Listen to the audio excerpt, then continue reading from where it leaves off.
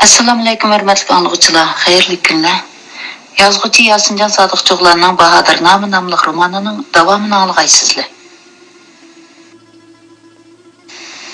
Kabul şehrinin sırtidagi töpelikka joylashgan yaylaqlar bahar yağmurida yuyunib, boshqacha go'zal tusga kirgan edi.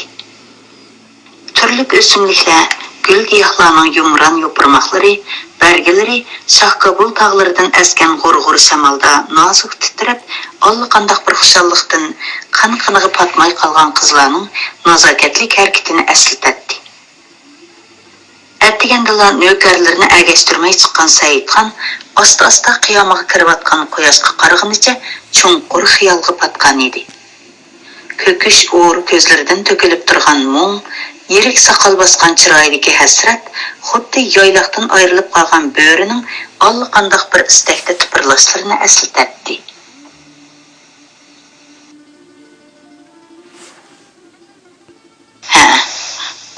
Nəvr akısı Babırның hamiyliqida turbatqan boğaşqımı yürekideki armanları köngül aramını hər qaçan bozub duratdı. Neçə ildən bu yanqı sərgərdanlıq hayatıda ata boğularının səltənətini əsliga keltirib, öz aldığı xanlıq səltənəti tikləş arzusu onu bir günmü aram tap qozmaydı. Əzdatlarının aldıda özünü yaramsız, qabiliyetsiz, namtepi his qılatdı. Vücudu dərd həsrətli öğretinətdi. Məğlubiyyətli kartinalar açıq əslimlə xiyalidən fəqətlini yerkətməkdi. Kabulda yəni qaçanğıcı muşundaq yürərmən. Ağam Babır padişah aliləri Şeyban xan qarşı ləşkeri yürüşkə pərman düşürgən bolsa, rauruz bir can qılıb, töhbü görüstüb, ondan ləşkeri yardım sorsam doğru boladı. İlkimdə tüzük ləşker yox. Şuncha vaqtdan beri yeginimmi aşı himmetlik şah ağamdan bolup atıdı. Şu çaqçımı izzet hürmetim ziyadı qılıp kelip atıdı. Şundaqtımı moşundaq yep yetiyversem xizil bop qaldı kemme. Şeyban xan kündün günüge küçüyüp gitip aradı. Oygaqçılar onu İran hükümdarı İsmail Şah bilen can qilishqa hazırlanıp etipdi dep ma'lumot yetkizgen bolsunmu. Lekin canın ahvaldan texçi ma'lumot yo'q. Seyyid Muhammed Mirz'nin ahvalını bilip gelişik evetken oygaqçılardan mı haber yok? Ya ulan Mirz bilen uçurşamadı mı ki? Mirz Aba Bekri haddidin işip, eli Aksu'ga, eli Bədəxşanğı leşker evetip, tahlik selip yürgedek. Onu Keşmir'in işgal kılıp aptı diyen haber mi ba? Ağam Sultan Mansur Xan nemişqa hazırgıcı Mirz Aba Bekri'ge jaza yürüş kılmaydı qandı. İlkideki aşı zımınlağı şükür qanaat qılıp yatamdığanda ya. Meni qoğulmay, qeyrindaslıq mehrini köstüp, dərgahide turğuzgan bolsa, putuğu put, qoluğu qol bulup, bu çaqqıcı manlayıcı yerini Mirza Aba Bekir'den tatıb ağan boladı. Vətən degen başqa boladı iken. Hazır beşimden doppam cüssümü, başqalarının zımınıға düşüdü. Hər qandaq bir camaanın birlik, ittifaqlıqı bolmasa, avam puhraları, əmir pərmanlarını icra qilishni vacib deb biladigan və özünün aşı əmir pərmanlarından hər qandaq səbəb bilan baş tortishni ravo ko'rmaydigan bir hükümdarı bo'lmagan mamlakatning uli chirib tugaydi. Hozir beshimdan doppam jussimi boshqalarning ziminiga tushidi. Hər qandaq bir jamoaning birlik, ittifaqlıqı bolmasa, avam puhraları əmir pərmanlarını icra qilishni vacib deb biladigan və özünün aşı əmir pərmanlarından hər qandaq səbəb bilan baş tortishni ravo ko'rmaydigan bir hükümdarı bo'lmagan mamlakatning uli chirib tugaydi. Banda baxt taleyni Tangridan tilishi, ammo aşı tilik uchun harakat qilmoqi zarur. Ammo men-chu neçə vaqtdan beri xam xiyalga əsir bulup yaşadım. Yeter əmdi. Ana vətənimge, ata mirasımınımga qaytıb işlerimni şu yerden başlay. Mening taxtimmi, hem onun ulu boğan leşker avammi şu yerda. Bu yerda turiversem, hech kim menga kel, bu taxtda o'ltir demaydi. Yanbağırdan ağlanğan oyoq şäpisi Seyitxanның xiyallarını üzüp qoydu. Mirza Haydar yo'chun bir kishi bilan otliq kelib atatdi. U Seyitxanni ko'rib, qishidagi odamga bir nimalarni deb past qoldirib qo'ydi. Assalomu alaykum og'a. Va alaykum assalom. Havolang'il chiqqan o'xshamamsan? Yo'qsu, dedi Mirza Haydar. Yilidan beri sizni izlayapman.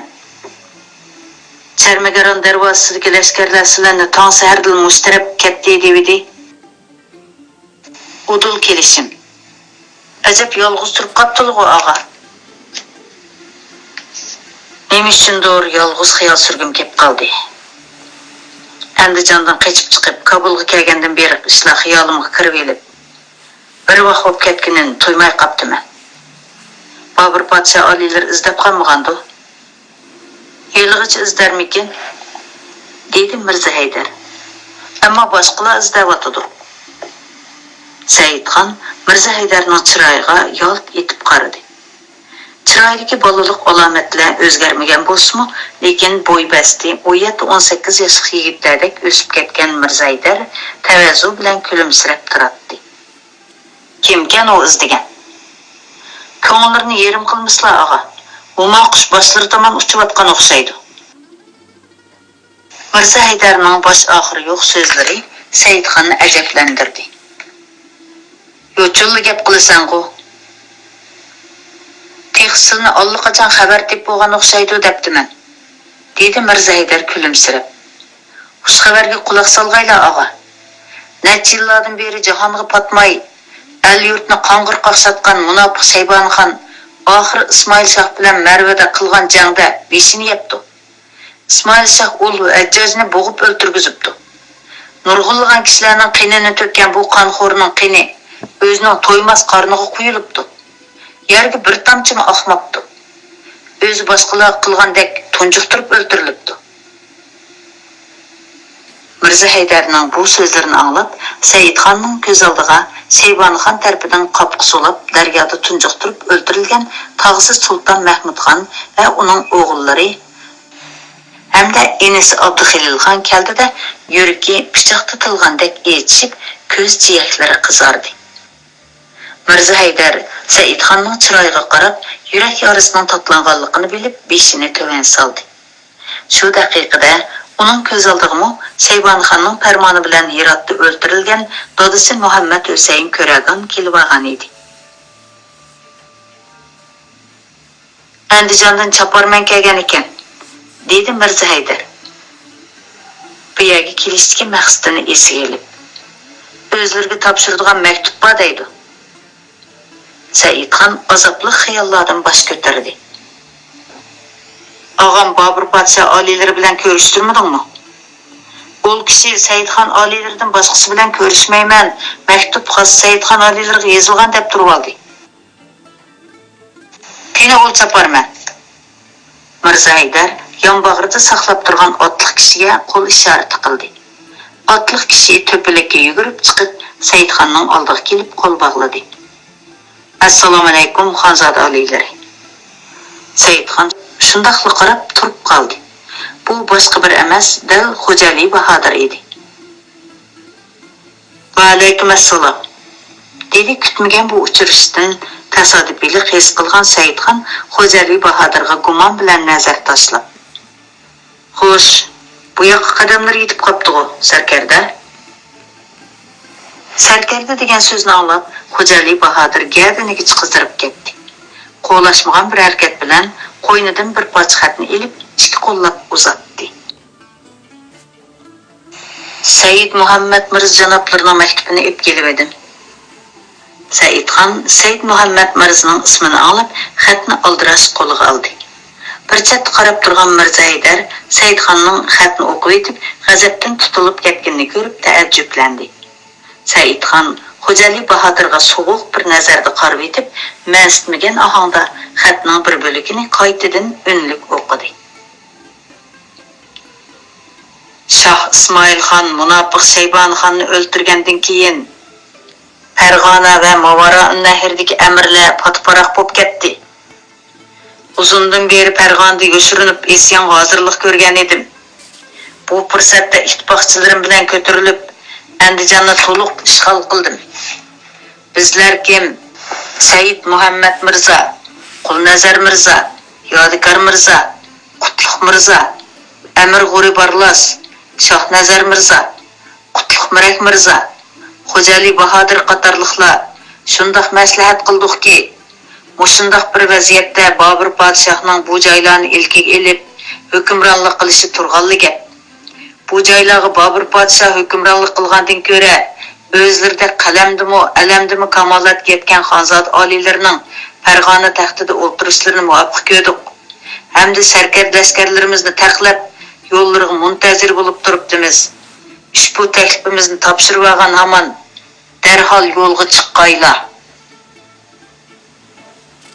Saidxon beshini ko'tarib, o'ng'aysiz holatda turgan Xo'jali Bahodirga qarab so'g'uq kuldi. O'z vaqtida sizlarning kamolatga yetgan jasorat ham farosatlarga haqiqatan qo'l qo'ygan edim.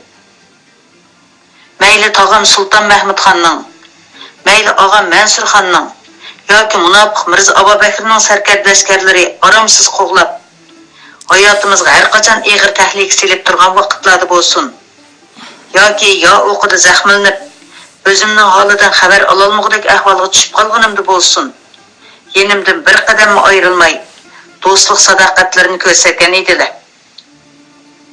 Ammo keyin boshlig'dir olmagudek dargoh, putta siyalgidek zimin topolmay qiynab yurganimda, aqida sadoqat siniqiga bardoshlik berolmadilar. Shundaqdimi xomstamgan banda nuqsonsiz emasdir. Balkim Jonbek sultonning dahshatli qiynoqlariga beshiga solgan o'lim vahimasiga bardoshlik berolmagandir deb silni apu qilib etgan ham aslab turgan edim.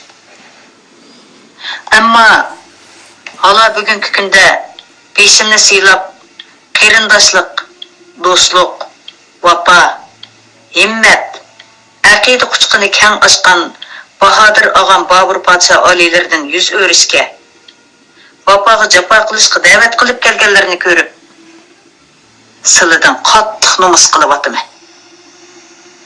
Xo'sh, meni Said Muhammad Mirza janoblari bilan boshqalarga tushunmasin.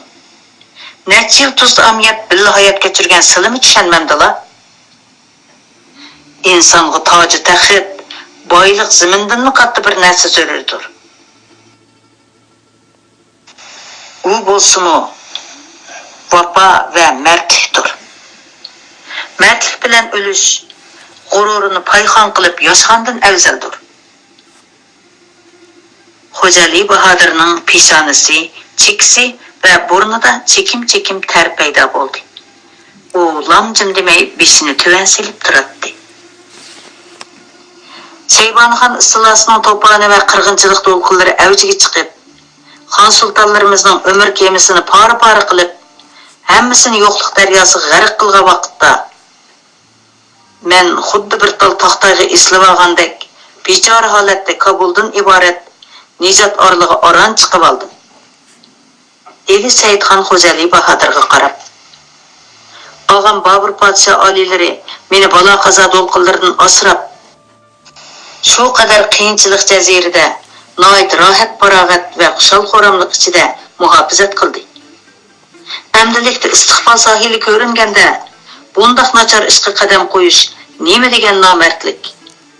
Bundaq qabih qiliqni qilish ne qadar himmatsizlik-a? Bundaq nachar xiyolni va bo'lmag'ir tasavvurni ko'ngildan kechirishning o'zimi shariatda harom. Yaxshilik mazhabida nejislik, bahodirlik mazhabida nojinislikdir.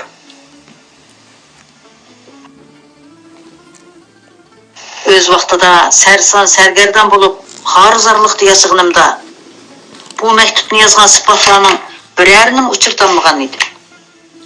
Amdilikda ular meni osonla tepibdi. Bo'pti.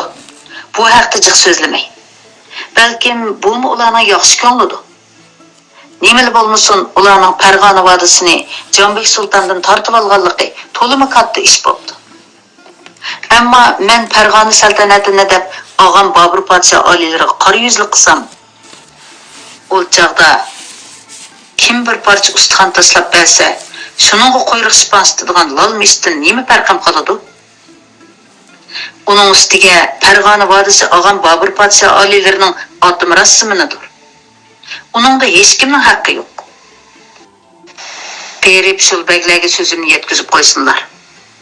Kallısıdaki gayri niyetlerini taşlap, Babur padişah alilerini yaxlıgay. Hem de onun adaletliği astığı cami bolgay. Pərman berdar mən. Dedi Xoca Ali Bahadır çılıq-çılıq qarı tərgi çömülgen halda.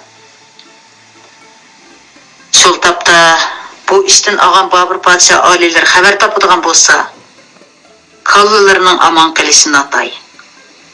Boptu. Bu mening Canbek Sultanның qoludan qaçırıp etken yaxşılıqlarını qaytırğınım bolsun.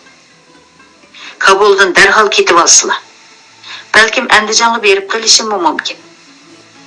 Amma padişah emas, Babur padişah alilerinin nökürü süptidi barman. Körüşkice aman bolgayla. Sılımı aman bolgayla aliler. Seyitxan menizga temsilgen Xoca Ali Bahadırni yana to'xtatib oldi. Ağacan bilen oğlumның halidan xabar elib etipdi deb anglab edim. Ular salamet. Yaxşı orunlaştırıp koyup bu yoqqa mangan edi. Alilerini Andijonga boshlab kelman deb o'ylab, ularni birga elib olmagan edi. Seyitxanның yana gap so'rashga ra'yi bormidi. Babur maxfiy maktubni o'qib, Seyitxanның Xoca Ali Bahadırga bergen cevabını Mirza Haydar'dan anlap, bir nevre inisinin vafadarlık, mertlikinden qattiq ta'sirlendi. Aziz inim, dedi Babur. Saltanat quyoshi endi bizga qarab baqqan o'xshaydi. Tunigun sizlar yenimdan ketgandan keyin dargohimga Ismoil Shohning elchisi keldi. Ol İran hükümdarının dostluk salımı bitilgen mektubidan ma'lum bo'ldi ki, onun Xurason hududini besib olish g'arazi yo'q ekan. Meni Heratga kelib taxt saltanatni topshirib olishga taklif qilibdi va bu va'dasining guvohchisi sifatida Egicham Xonzoda begimni avatibdi. Bu xabarni anglab, Seyitxon to'liq xushal bo'ldi. Oldi bilan shafqatli Tangrimning shafoatiga, ondan qalsa ul Ismoil Shohning himmatiga ashqalla, dedi Seyitxon. Xonzoda begim har nim bo'lsa azob dengizdan qutulibdi. Otasining o'limidan saboq olmagan Temur Sultan tog'lari bilan birlikda lashkarlarni qaytadan tartibga solib, jangga hozirlanayotgan o'xshaydi. Dedi Babur. Endi yana saqlab turg'ili bo'lmas. Aslida ul Shayboqning kallasini o'z qo'lim bilan elish orzuyim bor edi. Hali ham bo'lsa uning jahil izbasarlarga Tömerilarning jasoratini ko'rsatib qo'ymasam bo'lmaydi. Obdan o'ylabdilar og'a. Ushbu vaqtda davlat quyoshi iqbol burjida muqimlashdi. Saltanat taxti g'olibiyat supsida qaror topdi. Hamma toifa adolat panoh dargohlariga yuzlandi. Endi kamina inilarmi sizlarga hamdam bo'lib, ul ota dushmanlarimizning qinini eriqdagi suv misoli oqqizmasam hisob emas. Aziz inim, janggohda sizlar bilan birga ul dushmanlarimizning beshiga tang qilish chekishni orzu qilaman. Ammo biz uchun Pərğanımı Xurason Mavara unlayriga o'xshashli muhimdir. Hamma kuchimizni Xurosonga qaratib, Pərğanını tashlab qo'ysak yaxshi bo'lmas. Chunki Toshkent yelimi Turkistonni besib yotgan Shayboqning tog'isi Suyunchi xonning qo'lidadir. Gerçi Said Muhammad Mirza janoblari Pərğanını Canbek Sultandan tortib olgan bo'lsa-mu, sizlarga avatgan maxfiy maktubidan qaraganda, onunğa köməkləşkən bir qism əmir sərkərlərinin ko'ngli toza joyida emas deb qiladi. Xususan aholisi ko'p, g'ayrat va kuch-quvvatli boshqa xalqlardan alohida farqlanib turadigan Mo'g'uliston xalqi aql tadbiri, himmat shijoati bilan izzat hurmatga sazovor bo'lib kelayotgan Said Muhammad Mirzaning boshchiligida bu tarafdagi dushmanlarimizning etaklarini xorizorlik changlarga to'ldiribdi.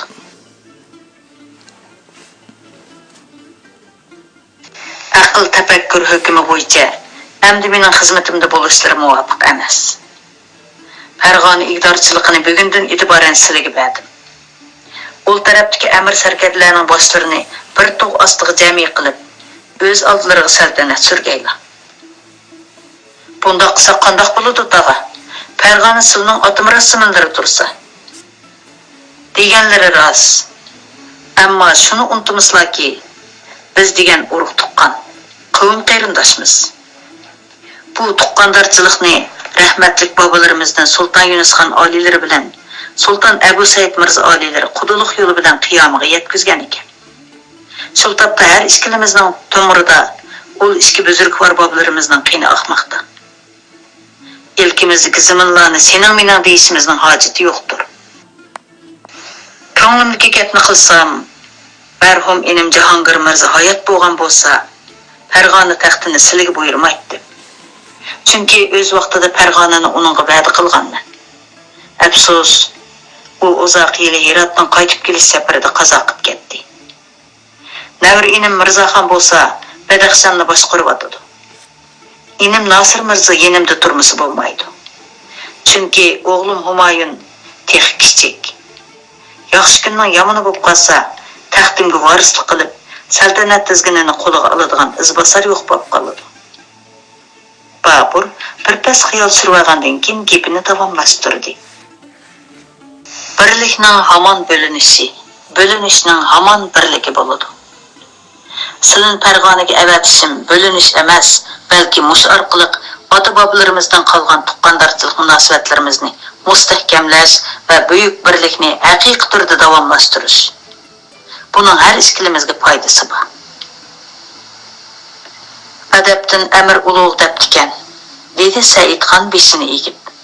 Gerçi yonlardan ayrılmay düşmanlarimizga birlikte jazoyirish qilish orzuyim bo'lsa-mu, lekin jahillik qilsam, ko'rsatgan xotamlarcha himmatlarini qabul qilishdan bosh tortgandek bo'lib qolgudekman.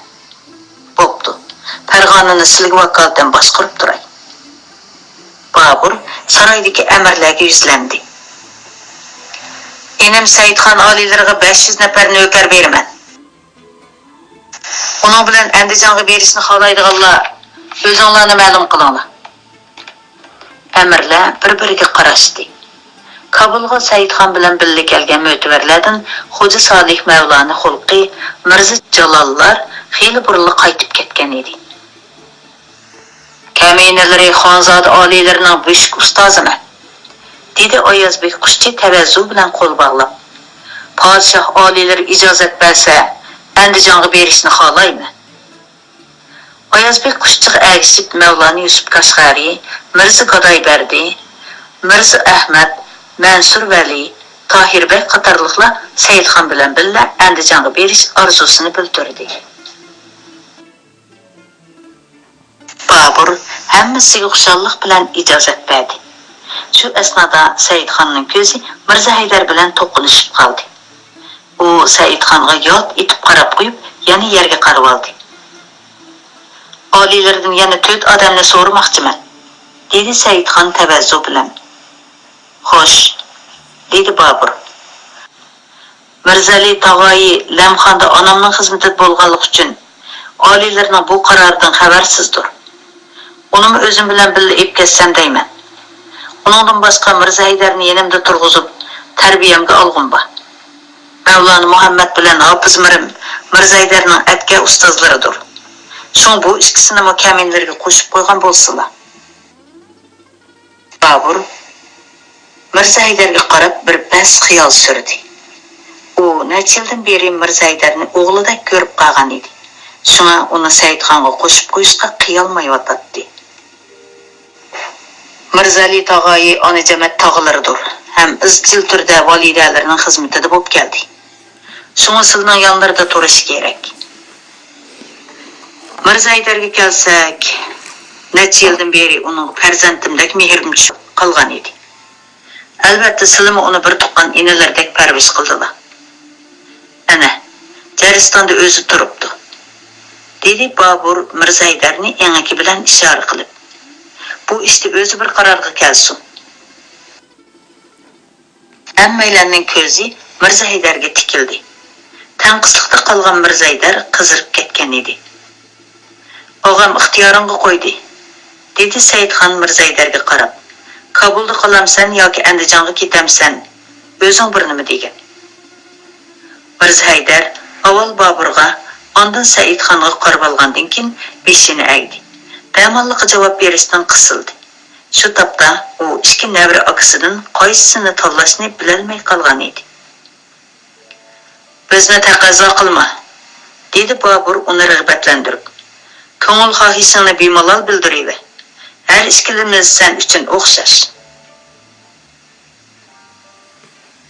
Yuragimdagi gapni qilsam, har ikkinglardan ayrilg'im yo'q, dedi Mirza Haydar ko'ziga liqqida yosh elib. Her ishkinglarni otam o'rnida ko'rma. Bugungi kunda saltanat zaruriyati bilan ayrilmoqchi bo'lyapsizlar. Qaysinglarning yanida turay, hamon biringlar bilan uzoqqa ko'risholmasligim mumkin. Xeylidan beri fursat tepib, ota-onamning qabrisini tavob qilish orzuyim bor edi. Onamdan ayrilib qolgan vaqtimda rahmi kichik ekanman. Hozirgacha ul mehribonimning chiroyini eslayolmayman. Onamning chiroyini ammalarimning chiroyidan tasavvur qilaman. Otam kichikimdan menga ham ota, ham ona bo'lib mehrini bergan edi. Otamni munofiq sayboq o'ltirib etdi. O'g'il bo'lg'ichi ota-onasining tuproq beshini tashlamasligi, pat-pat ziyorat qilib turish kerak edi.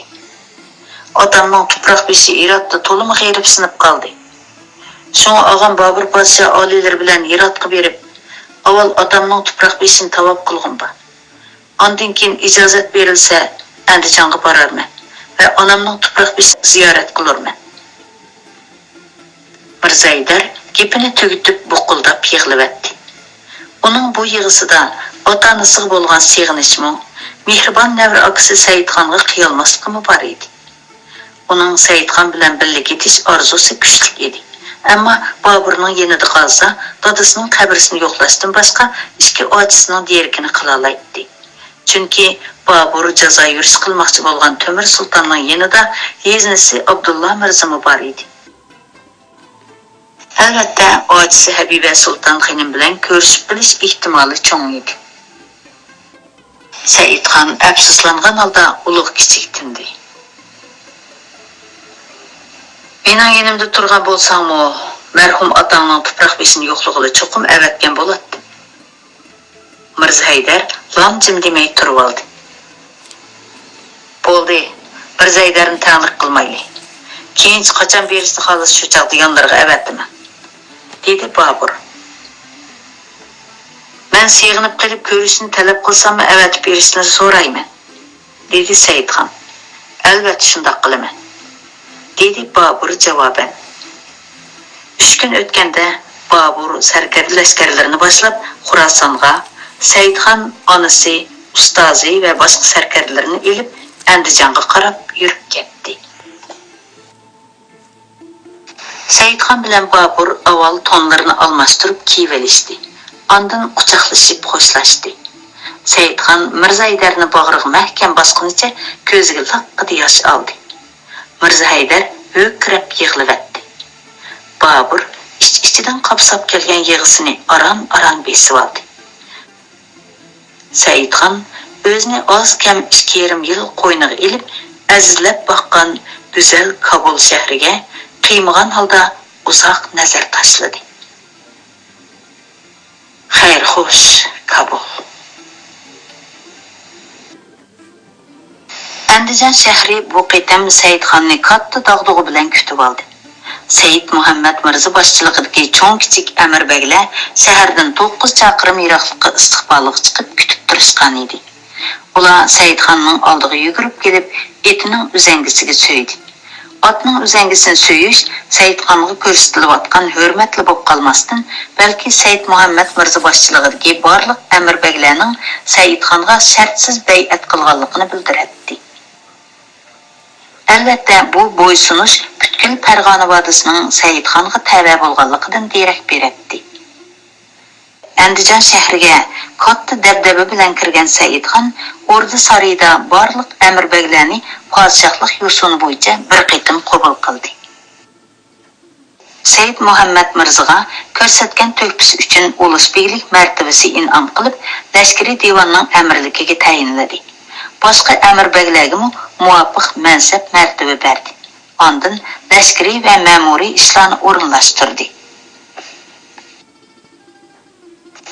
Farmon, dedi Saidxon. Bugundan boshlab 7 kungacha har qaysi go'zal rastlarda doshqozonlar esilib, avom ra'yatga osh tortilsin. Ularning 1 yillik bosh seliqi kechirim qilinsin. Sirtdan kelgan savdogarlardan tamg'i beji yerim elinsin. Saidxon murosimni tamomlab, ko'rishmagili uzun bo'lgan xotini Zaynab bibini, tug'ilgandan beri chiroyini ko'rib boqmagan o'g'li Abdurashidxonni ko'rishga oldirdi. Hurmatli anglovchilar, bugun kitobni mush yergacha o'qib beray. Ko'ngil qo'yib olganingizlarga rahmat. Xayr xo'sh, omon bo'lgaysizlar.